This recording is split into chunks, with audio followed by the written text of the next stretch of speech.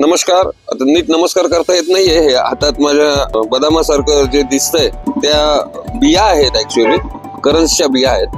आता या खूप मेहनतीने जंगलामध्ये जाऊन आदिवासी बंधू भगिनींनी सगळ्यांनी मिळून या गोळा करून आणलेल्या आहेत आणि त्यांनी हे काम आपल्यासाठी केलेलं आहे. तर का केलेलं आहे त्यांनी बेसिकली हे समजून घेणं गरजेचं आहे. ह्याचं आपलं निसर्ग उद्यान केंद्र जे आहे विजयश्री संस्थेचं, तिथे उद्या खूप मोठा एक कार्यक्रम होणार आहे. तिथे अनेक लहान लहान मुलं येतील, महिला येतील, शाळा येतील.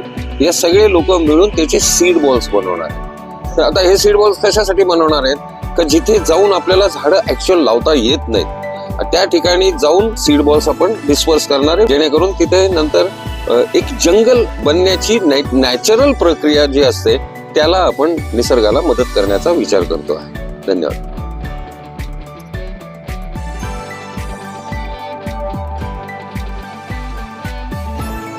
इतकी सोपी पद्धत आहे हा सीड बॉल बनवण्याची.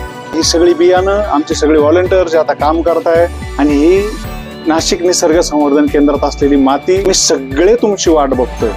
उद्या सकाळी 8:30 वाजता न चुकता या आपल्या धरणी मातेला हिरवं करण्यासाठी, एक चांगलं योगदान देण्यासाठी आपण सगळे जमूया.